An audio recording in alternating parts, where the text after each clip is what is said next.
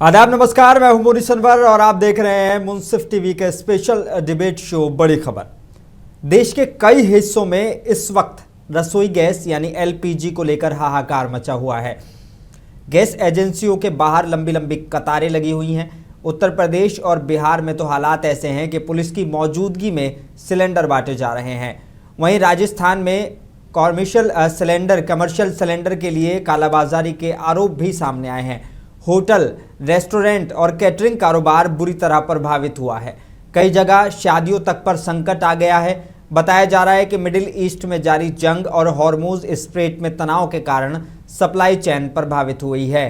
तो सवाल यह है कि क्या देश में सच में गैस संकट और पेट्रोल संकट खड़ा हो गया है? क्या सरकार हालात संभालने में नाकाम रही है या ये सिर्फ अस्थायी संकट है?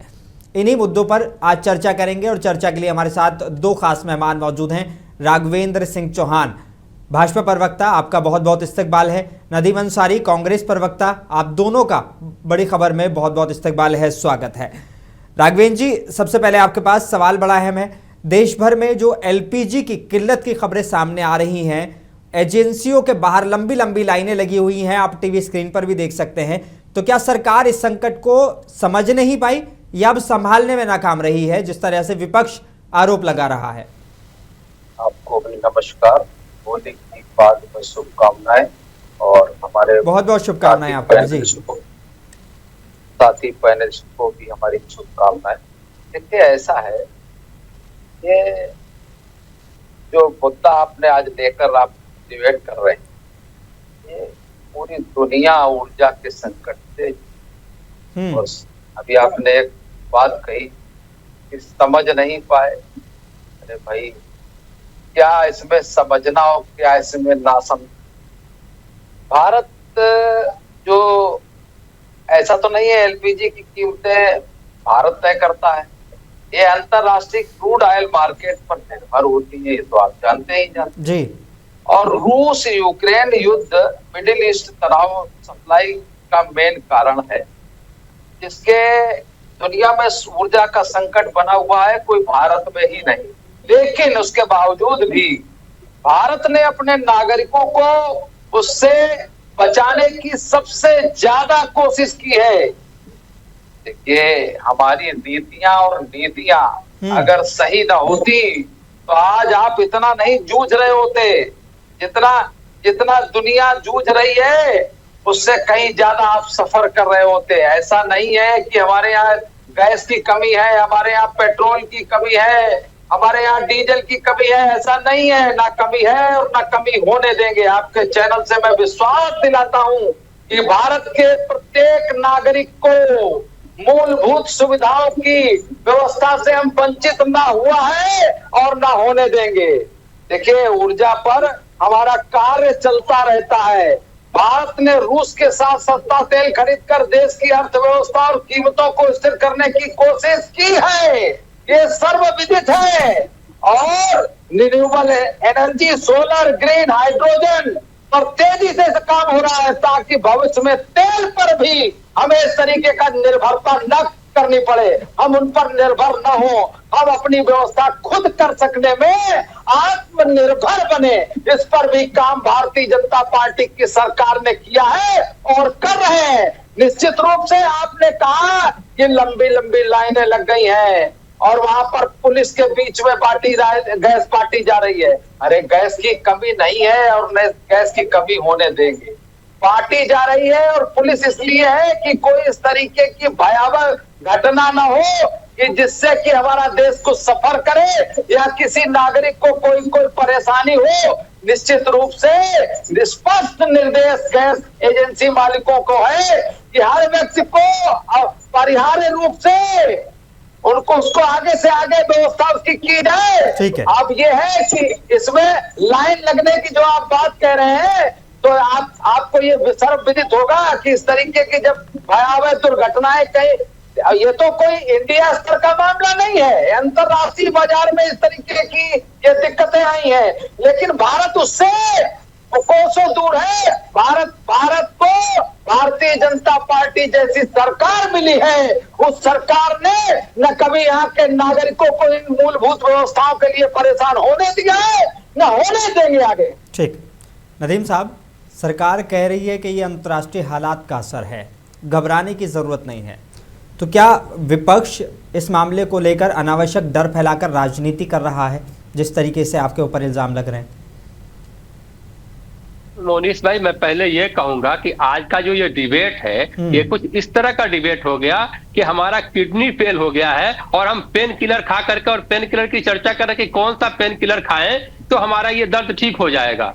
मर्ज कुछ और है, हम दर्द की दवा खा रहे हैं। तो बात आज ये जो डीजल पेट्रोल और राहुल गांधी रूपी पेन किलर खाइए आप। भाई मैं नहीं बोलूंगा, मोनीश भाई मैं नहीं बोलूंगा, उनको बोल लेने दीजिए, शुक्रिया। नहीं, ऐसा डिबेट मैं नहीं करता हूँ। वो भी बोले, मैं एक लफ्ज भी मैं बोला, इस तरह का डिबेट नहीं मैं करूंगा। चलिए ठीक है, आप अपनी बात रखें, मैं सुन रहा हूँ आपको। जी, मैं तो आप तो उनको भी तो कहिए कि वो भी धरे। मैं आ रहा हूँ राघवेंद्र जी, आऊंगा आपके पास है, आप दोनों को ही मौका मिलना है और कोई नहीं है। जी, तो मैं ये कह रहा था कि मर्ज कुछ और है, दवा कुछ और खाई जा रही है।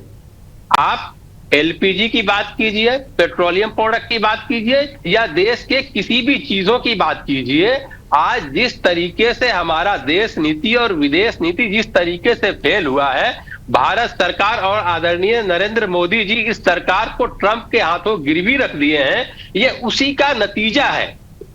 इसलिए कि आप ये बताइए कि आजाद हिंदुस्तान में पहली बार ऐसा हो रहा है कि एक देश का राष्ट्रपति हमको बता रहा है कि हमको किस देश से क्या खरीदना चाहिए, कितने दिनों तक खरीदना चाहिए। यह दूसरे देश, कौन ऐसा देश हो सकता है जो हमको डिक्टेट करेगा? हम 140 करोड़ के नागरिक हैं, हम स्वतंत्र भारत हैं, हमारा अपना सब कुछ है, हम क्यों किसी के डिक्टेटरशिप पे चलेंगे? तो बात यहाँ पे ये है कि जिस तरीके से हमारे आदरणीय नेता जननायक श्री राहुल गांधी जी कहते आए हैं कि नरेंद्र जी सरेंडर हो गए हैं F-16 फाइल को लेकर के, ट्रंप के हाथों वो कठपुतली बन चुके हैं, और उसी का नतीजा है कि आज देश में इस तरह की क्राइसिस आपको देखनी पड़ रही है। जब आप खुले होते, आप स्वतंत्र होते, तो आप खाड़ी युद्ध को छोड़ करके, इसके पहले भी खाड़ी युद्ध हुआ है, इराक की वार हुआ था, लेकिन उस वक्त भी ऐसी परिस्थिति नहीं बनी थी, चूंकि उस वक्त हमारा देश निर्णय लेने वाला देश था। हमारा देश उस स्वतंत्र भारत का हिस्सा था। वो स्वतंत्र भारत वो इस तरीके से था कि वो अपना निर्णय खुद लेता था, ना कि अमेरिका में बैठा कोई ट्रंप नामी कोई आदमी लिया करता था। हम रूस से हमारा जो व्यापार होता था क्रूड ऑयल का, वो सुचारू रूप से होता रहता। हमने रूस से तेल खरीदना बंद कर दिया, हमने वेनेजुला से तेल खरीदना बंद कर दिया, और ये सबका मूल कारण है कि F-16 फाइल और बाकी चीजें जिस तरीके से हमारे प्रधानमंत्री जी कंप्रोमाइज्ड हैं, अमेरिका के हाथों कठपुतली बने हुए हैं, उसी के वजह से ये सारे क्राइसिस हो रहे हैं। ना कि आप उसको गल्फ वार को लेकर के, ठीक है वार चलता है, वार में भी कुछ क्राइसिस हुआ करती है, लेकिन अभी का जो क्राइसिस है वो सेल्फ मेड क्राइसिस है, सरेंडर होकर के इस क्राइसिस को लाया गया है। अभी हमारे आदरणीय मित्र ने बिल्कुल सही कहा कि हमारे यहाँ गैस और बाकी चीज की कोई कमी नहीं है। कमी क्या है कि हमारे देश के प्रधानमंत्री के अंदर इच्छा शक्ति की कमी है। उनके अंदर इतनी हिम्मत नहीं हो रही कि वो अमेरिका से आंख दिखा के बात करें। कल तक वो कहते थे कि चीन से लाल आंख दिखाएंगे, अमेरिका को तो आंख भी नहीं दिखा पा रहे हैं। तो ये सारा कुछ जो मसला है वो हमारा नीति जिस तरीके से कूटनीति होनी चाहिए वो बिल्कुल ध्वस्त हो गई है, और उसी का नतीजा आप ये देख रहे हैं। आने वाले दिनों में और भी आप देखेंगे उसी का नतीजा है कि हमने जो ट्रेड डील साइन की है, अपने किसानों को एक तरीके से सुसाइड करने के लिए मजबूर कर दिया है, तब जाकर के ट्रेड डील साइन की गई है। अब सारा डील जो साइन हो रहा है वो सिर्फ इसलिए साइन हो रहा है कि किस तरीके से हम और हमारे दोस्त हम दो और हमारे दो को बचा लिया जाए। अमेरिका बार बार ये ट्रंप धमकी दे रहा कि मैं जब चाहूं मोदी जी का पॉलिटिकल करियर खत्म कर दूंगा। कौन सा ऐसा चीज है, क्या ऐसी मजबूरी है? क्यों नहीं हमारे प्रधानमंत्री जी खुल करके जवाब दे रहे हैं कि ट्रंप तुम कौन होता है? देश की 140 करोड़ जनता आदरणीय प्रधानमंत्री के पीछे खड़ी है। आप अमेरिका को खुला चुनौती दीजिए, उसका जवाब दीजिए। कांग्रेस पार्टी और पूरी देश की जनता आपके पीछे बिल्कुल खड़ी रहेगी। ठीक, राघवेंद्र जी, सीधे तौर पर आरोप नदीम जी तो कह ही रहे हैं, मैं कई और कांग्रेस नेताओं के बयान सुन रहा था, वो कह रहे थे कि क्योंकि प्रधानमंत्री हमारे सरेंडर हो गए हैं इसलिए सिलेंडर के दाम जो हैं वो बढ़ रहे हैं। अब राजस्थान से भी इस तरह की खबरें आ रही थी कि सिलेंडर की कालाबाजारी हो रही है, तो क्या प्रशासन इस पर सख्त कार्रवाई करेगा? सरकार की तरफ से क्या आदेश हैं इसको लेकर? अब आदरणीय कांग्रेस के प्रवक्ता जी ने बहुत किया। ये नरेंद्र सरेंडर की जो बात करते हैं, ये निश्चित रूप से नकली गांधी वाले लोग जो गांधी के नाम का दोषारोपण करके गांधी को एक तरीके से दुष्प्रचारित करके अपने नाम के आगे नकली गांधी वाले लोग, इनको जनता ने हाशिए पर कर दिया है। और जनता ये जान चुकी है और जनता ये मान चुकी है कि ये नकली गांधी से देश का भला होने वाला नहीं। जो आलू से सोना बनाने वाले लोग हैं, जो जलेबी को निर्यात करने वाले लोग, बातें हास्यास्पद बात करने वाले ये नकली गांधी, जो जब मौका पर उसके आप लोग सिर्फ व्हाट्सएप और फेसबुक नहीं पढ़ के आइए। मिर्चा क्यों लगी? अब क्यों मिर्चा लगी आपको? अब मिर्चा लग गई आपको ना? देखिए, अगर आप गलत बोलेगा तो मैं भी आपसे ज्यादा लगा सकता हूँ। नरेंद्र सरेंडर है, नरेंद्र सरेंडर है, नरेंद्र सरेंडर है, नरेंद्र सरेंडर है ट्रंप के आगे, क्योंकि उसके पास एफएसटी फाइल है, उसके पास अडानी का केस है, इसलिए नरेंद्र सरेंडर है। नरेंद्र सरेंडर है, बिल्कुल है। चुल्लू भर पानी में आप लोग डूब रहे हो कि आपको भी विदेश से इस बात की अनुमति लेनी पड़ रही है कि आप कच्चा तेल क्रूड ऑयल किस देश से खरीदेंगे और किस देश से नहीं खरीदेंगे। आपके प्रधानमंत्री इजराइल में जाकर के क्या क्या करके आ रहे हैं, एफएसटी फाइल में क्यों नाम आया? आपको इस बात की जवाब देने के बजाय आप लोग इस देश को गिरवी रख दिया है। नरेंद्र सरेंडर इसलिए है कि एफएसटी फाइल से अपने आप को बचाना चाह रहे हैं, अपने मित्र को बचाना चाह रहे हैं। कैसे? ऐसा कुछ नहीं। ठीक है नदीम जी, राघवेंद्र जी, नदीम जी, देखिए आप दोनों जब नहीं चाहते, दोनों की आवाज बंद कीजिए, दोनों की आवाज बंद कीजिए। नदीम जी, राघवेंद्र जी, जब आप दोनों ही नहीं चाहते कि आप दोनों के बीच में एक दूसरे में कोई बोले, मैं भी वही चाहता हूं कि एक तरीके से डिबेट चले, मेरे सवाल का जवाब एक मिलना चाहिए। अब राघवेंद्र जी से सवाल पूछा, नदीम जी आपके पास आऊंगा मैं और आपको पूरा मौका दूंगा। राघवेंद्र जी, मैंने आपसे सवाल पूछा था कि वो नरेंद्र सरेंडर का इल्जाम आपके ऊपर लगा रहे हैं, दूसरा सिलेंडर की कालाबाजारी का जो है वो खबरें सामने आ रही हैं, तो क्या प्रशासन ने या सरकार ने कोई इसके लिए गाइडलाइन जारी की है कि भाई अगर ऐसा करेगा तो ये वाले मामले होंगे और इसमें जो है कार्रवाई की जाएगी? नकली गांधी को यह प्रश्न पूछने का अधिकार किसने दिया? नकली गांधी ये प्रश्न नहीं पूछ सकता। नकली गांधी का नाम भी ले सके। गांधी के हत्यारे को यह अधिकार किसने दिया कि वो गांधी का नाम भी ले सके? आप किस मुंह से गांधी का नाम लेते हैं? गांधी के हत्यारे को समर्थन करने वाले लोग किस मुंह से गांधी का नाम लेते हैं? गांधी के विचारधारा को खत्म करने वाले लोग आज किस तरीके से गांधी का नाम लेते हैं? आप लोगों को गांधी जी कहने का अधिकार नहीं है। आप लोग गांधी जी को कभी नहीं गांधी का नाम इस्तेमाल कर सकते हैं। राघवेंद्र जी, नदीम जी, मुद्दा गांधी जी है ही नहीं अभी। गांधी के कौन असली गांधी है, कौन नकली गांधी है, ये मुद्दा है ही नहीं। सवाल ये है कि ये जो कालाबाजारी हो रही है इसको लेकर प्रशासन ने क्या कदम उठाए हैं? देखिए नदीम जी, आ रहा हूँ, राघवेंद्र जी को जवाब देने दीजिए, मेरी बात का जवाब देने दीजिए। लेकिन नकली गांधी को यह प्रश्न, राघवेंद्र जी, नकली गांधी असली गांधी अभी मेरी डिबेट का मुद्दा नहीं है, आप समझिए मेरी बात। गांधी के हत्यारे आज गांधी में चर्चा करेंगे। बताइए ना कि अमेरिका कौन है, क्यों राघवेंद्र जी का मोहलत दिया है? नहीं, राघवेंद्र जी मेरे सवाल का जवाब दीजिए। राघवेंद्र जी मेरे सवाल का जवाब दे दीजिए। क्यों 30 दिन का मोहलत दिया? होता कौन है वो? नदीम जी 2 मिनट रुकिए। राघवेंद्र जी मेरे सवाल का जवाब दे दीजिए, क्या सरकार ने इसको लेकर कोई ठोस कदम उठाया है? क्योंकि हमारे विदेश मंत्री का बयान है, विदेश मंत्री साहब कह रहे थे कि हमने जनवरी में खाड़ी देशों में रहने वाले लोगों को अलर्ट कर दिया था, उनसे कहा गया था कि इस तरह के हालात बन सकते हैं, जंग हो सकती है, तो आप अपनी अपनी तैयारियां करके रखें। ये बात खुद एस जयशंकर साहब कह रहे हैं। तो जब उनको जनवरी में पता था कि इस तरह के हालात हैं और ये सारी चीजें हैं, तो क्यों हमने अपने पहले से और 2 महीने तैयारी नहीं की कि अगर इस तरह के हालात बने तो तेल का और हमारे गैस का क्या होगा, वो उस पर भी चर्चा होनी चाहिए थी। राघवेंद्र जी, नकली गांधी परिवार, मैं फिर आप वही मुद्दे पे जा रहे हैं। नकली गांधी असली गांधी मुद्दा ही नहीं है। मेरे सवाल का आप जवाब दे दीजिए। इन्होंने माना है कि देश में न तेल भंडार की कमी है न गैस की कमी है। इन्होंने नकली गांधी वाले लोग भी इस बात को मान रहे हैं कि उत्तर प्रदेश से लेकर बिहार तक जो ये इस तरीके के अफवाहें फैलाई जा रही हैं, उत्तर प्रदेश और बिहार या पूरे देश में हमारे यहाँ गैस के भंडार की, हमारे यहाँ तेल के भंडार की कोई कमी नहीं है। निश्चित रूप से अगर जयशंकर जी ने जो कहा है वो सरकार की व्यवस्थाओं के बारे में कहा है कि सरकार इतनी इस रूप से चाक चौबंद थी।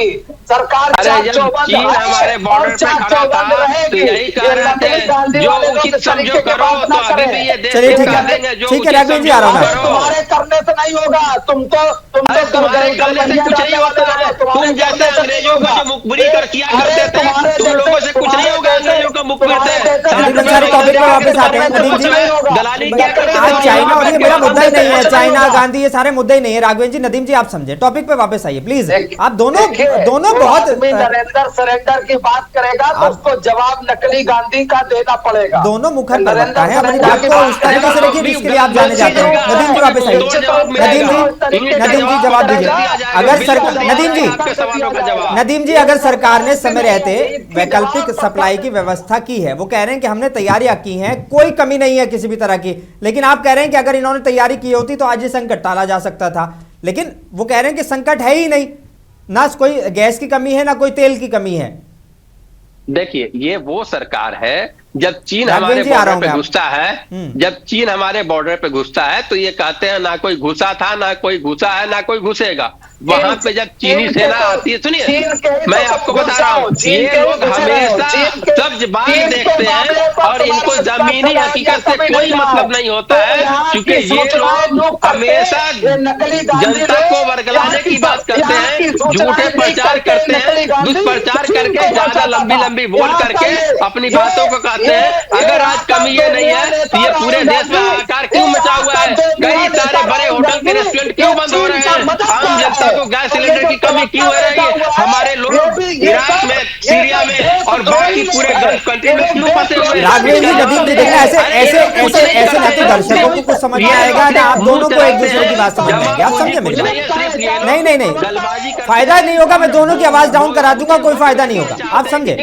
राघवेंद्र जी वापस आ जाएंगे टॉपिक पे। नदीम जी टॉपिक पे आइए। मैंने आपसे सवाल पूछा कि आप इल्जाम लगा रहे हैं कि सरकार ने अगर पहले से तैयारियां की होती तो चीजें ये वाले हाहाकार नहीं मचता, लेकिन सरकार इस पे ये कह रही कि ये संकट है ही नहीं। जब हमारे पास तेल भी पर्याप्त मात्रा में है, एलपीजी भी हमारे पास पर्याप्त मात्रा में है, तो इसे संकट कैसे कहे जा सकते हैं? देखिए संकट ये है नहीं, ये संकट को बुलाया गया है। मैं वही कह रहा हूं कि संकट ये है कि नरेंद्र मोदी जी की जो इनको जो पूरा मीडिया बड़ा सा चेहरा बनाया था, वो चेहरा एफस्टीन फाइल और अडानी के फाइलों में अमेरिका के पास पड़ा हुआ है। ट्रंप के हाथों में इनका गला पकड़ा हुआ है। राहुल जी ठीक कहते हैं कि प्रधानमंत्री जी का जो गला है, एक तरफ एफस्टीन फाइल का हाथ है, एक तरफ अडानी के फाइलों का हाथ है। और बिल्कुल, अरे देखिए जड़ तो वही है। मैं शुरू में ही कहा कि किडनी फेल हो रहा है और हम पेन किलर खा रहे हैं, तो मेरा कहने का मतलब ही यही था कि जड़ कहीं और है, हम किसी और चीज को देख रहे हैं। अरे पेड़ जब खराब होता है तो उसके जड़ों में हम पानी देते हैं, लाके पत्ते पे पानी छिड़कते हैं, तो यहाँ पे जड़ ही खराब हो गया है। तो जब जड़ खराब होगा तो पूरा पेड़ गिर जाएगा। तो इन लोगों ने अरे आपका जड़ खराब है, नरेंद्र का जड़ खराब है, नरेंद्र मोदी का जड़ खराब है।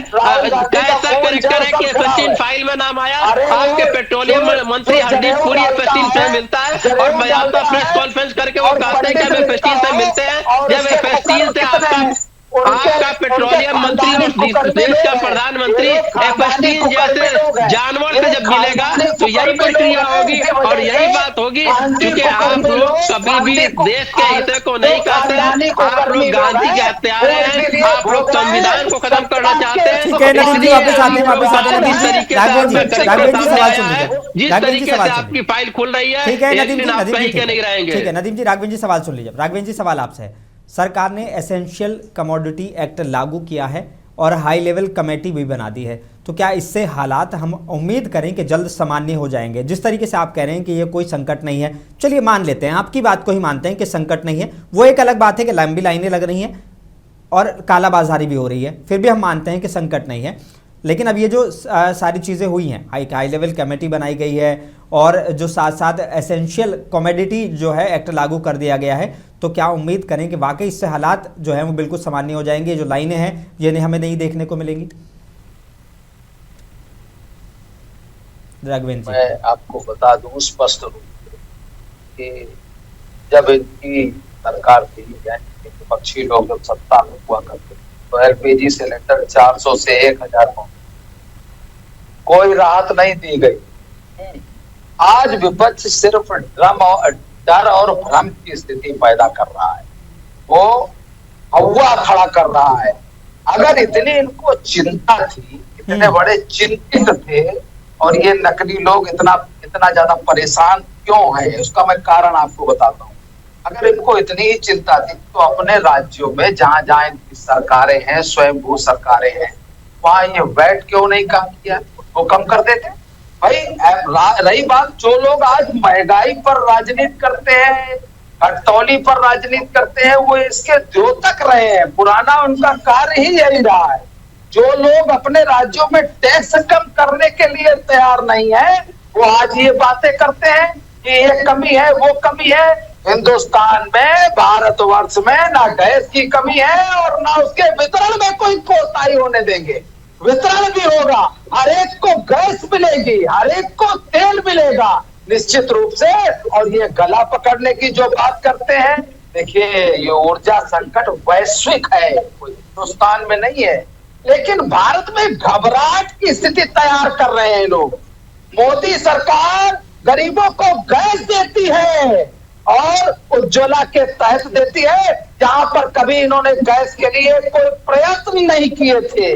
कीमतों को भी नियंत्रित करने की कोशिश कर रही है और भविष्य के लिए वैकल्पिक ऊर्जा के भी काम हो रहे हैं। और अभी आपने जो मेन प्रश्न पूछा कि यहाँ पर क्या सरकार क्या करेगी, सरकार करेगी नहीं, सरकार कर रही है। और सरकार का जो कार्य है वो सरकार कर रही है, लेकिन इन विपक्षियों को जो कार्य है वो विपक्षी भड़काने का कार्य करते हैं। ये नकली लोग, मैंने बार बार इसीलिए कहा है, ये नकली गांधी टाइप लोग ये देश को भयावह स्थिति का दर्शाना चाहते हैं और विघटनकारी तत्वों की ये सह देना चाहते हैं। ठीक है, नदीम अंसारी साहब, लोग देश को कभी आगे बढ़ने न देना चाहते थे, न आगे बढ़ने देना चाहते हैं। नदीम अंसारी साहब, कॉमर्शियल सिलेंडर की सप्लाई रुकी है और तमिलनाडु से कई और जगह से इस तरह की खबरें आई कि वहाँ पर पूरी जो ये होटल इंडस्ट्री है, उन्होंने जो है अपने लोगों से कहा कि अभी हम चीज़ों को रोकेंगे। होटल, ढाबे, कैटरिंग इंडस्ट्री इससे वाकई प्रभावित हुई है। तो क्या सरकार के पास इनके लिए कोई ठोस योजना है? आपको लगता है कि इस पर जो है वाकई एक बात होनी चाहिए? क्योंकि जब हम बात करते हैं भाजपा प्रवक्ता से, तो बकौल उनके न तो तेल की कोई कमी है और ना ही गैस की कोई कमी है और ना कोई कमी होने देंगे, ये लफ्ज़ उनके हैं। लेकिन फिर जब इस तरह की खबरें आती हैं कि पूरी जो है कैटरिंग इंडस्ट्री प्रभावित हो गई, होटल इंडस्ट्री, ढाबे, ये सारी चीज़ें, तो फिर उसको कैसे देखें? देखिए, भाजपा वाले केवल मुंह चला करके, यही उनकी जमा पूंजी है, इसी को वो भजाना चाहते हैं। अभी हमारे मित्र बहुत सारी बात कहें, आपको याद होगा कि एक मैडम हुआ करती थी स्मृति ईरानी जी, सिलेंडर ले करके क्या क्या वो करती थी ये कहने की अब जरूरत नहीं है। जब कीमतें बढ़ती थी तो वो क्या क्या किया करती थी। तो ये लोग अपने चीजों को पहले देख ले कि वो क्या किए थे। आज जिस तरीके से ये कह रहे हैं कि कांग्रेस शासित राज्यों में वैट कम कर दिया जाए, बाकी कम, तो केंद्र सरकार क्यों नहीं अपने टैक्स को कम कर देती है? ये बात कर रहे हैं कि सिलेंडर पहले कैसे, तो कांग्रेस के जमाने में 4 से 500 रुपए था, आज 1100 रुपए मिल रहा है। डीजल पेट्रोल 45 और 65 रुपए था, 100 रुपए के पार चला गया है। ये कौन सी नीति की बात करते हैं? और ये जिस तरीके से जिस नीतियों की ये बात कर रहे हैं, देखिए एक्चुअली ये बार बार ये इस बात को कह रहे हैं कि ये लोग गांधी के नाम को चुराए हैं। इनको दिक्कत यह है ना कि आजादी के पहले ब्रिटिश जो घोड़े थे उनकी दलाली करते थे, और आजादी के बाद अभी अमेरिका वाले जो घोड़े हैं उनके पीछे ये है। क्योंकि इनका जो कैरेक्टर है वो कैरेक्टर नहीं बदलता है, कैरेक्टर बिल्कुल सही होता है। तो कल ब्रिटिश था, आज अमेरिका हो गया है, और ये वही काम बिल्कुल कर रहे हैं। आपको याद होगा कि इंदिरा जी जब 1971 में बांग्लादेश का वार हुआ था, यही अमेरिका अपना 7वां बेड़ा भेज रहा था। उस वक्त की मैडम गांधी ने कहा कि 7वां भेजो या 70वां भेजो, हमारा देश है, हमको क्या करना है हम इस बात का निर्णय लेंगे। तो अभी हमारे भाजपा के प्रवक्ता से एक छोटा सा मेरा आग्रह और सवाल है कि ये अमेरिका का ट्रंप कौन होता है हमें 30 दिन का मोहलत देने वाला कि आप रसिया से 30 दिनों तक क्रूड ऑयल खरीद सकते हैं? ये कौन होता है और ये क्यों ये ट्रंप को कहना पड़ा? इसका जवाब हमारे साथी बिल्कुल दे दें हमको। ठीक है राघवेंद्र जी, आखिरी सवाल, बस वक्त की कमी है मेरे पास में। एक तो वो लगा रहे हैं कि भाई अमेरिका कौन होता है हम लोगों को ये बताने वाला कि हम रशिया से तेल खरीदें या ना खरीदें और कितने दिन खरीदें। इसका जवाब दे दीजिए। अगर ये सारी चीज़ें नहीं होती, हम रशिया से तेल खरीदते रहते तो खाड़ी देश अलग है, रशिया से हमारा डायरेक्ट जो है हमें तेल मिलता रहता, कोई इसमें दिक्कत नहीं आती। और दूसरा, क्या ये सही है कि मिडिल ईस्ट के तनाव और हॉर्मुज़ स्ट्रेट के संकट का सीधा असर अब भारत की गैस सप्लाई पर भी पड़ा है? ये अभी आपने कहा कि गैस की वजह से होटल ढाबों पर मौजूदा समय में होली, आपको मालूम होगा होली के समय पर सप्लाई में कमी होना स्वाभाविक हो जाता है। उसका कारण क्या होता है कि सभी लोग अपने घर को जाते हैं, उसके बाद लगभग हफ्ता 10 दिन लग जाता है। उस वजह से ऐसा कुछ रहा। और रही बात, मुझे नहीं लगता, मैं अभी कहीं बाहर से आया हूँ तो और बाई कार आया हूँ, तो मुझे तो रास्ते में जहाँ पर चाय पी, वहाँ चाय पी, जहाँ खाना खाया, तो उसके बाद हमें तो कहीं कमी नहीं लगती। वो तो कहते हैं ना कि जाकी रही भावना जैसी। हमारे यहाँ तुलसीदास जी ने क्यों पाई, भावनाएं दूषित है, ये प्रदूषण से युक्त है और दूषित बातें करते हैं, देश को ना आगे देखना चाहते हैं ना देश को आगे देखना। इसीलिए ये हाशिए पर है, इनकी पार्टी हाशिए पर है और भी ये हाशिए पर जाने वाले। निश्चित रूप से भारतीय जनता पार्टी ने न कभी कोई इस तरीके का संकट से हाथ खड़े किए हैं और न कभी खड़े खड़ा और निश्चित रूप से भारतीय जनता पार्टी की सरकार इसमें पूरी व्यवस्था और चुस्ती दुरुस्ती के साथ लगी है और लगी रहेगी। चलिए, ठीक है, नकली लोग इससे सावधान। ठीक है राघवेंद्र जी, नदीम जी, बहुत बहुत शुक्रिया अपना कीमती वक्त देने के लिए, चर्चा में शामिल होने के लिए बहुत बहुत शुक्रिया आपका। तो साफ है कि गैस संकट को लेकर देश भर में चिंता बढ़ रही है। सरकार का कहना है कि हालात जल्द सामान्य हो जाएंगे, जबकि विपक्ष इसे ऊर्जा प्रबंधन की नाकामी बता रहा है। लेकिन असली सवाल यही है, क्या ये सिर्फ अस्थायी संकट है या आने वाले दिनों में रसोई गैस और महंगी और मुश्किल होने वाली है? फिलहाल इसी सवाल के साथ मुझे दीजिए इजाज़त। मैं हूं मुनीस अनवर, आप देखते रहिए मुंसिफ टीवी।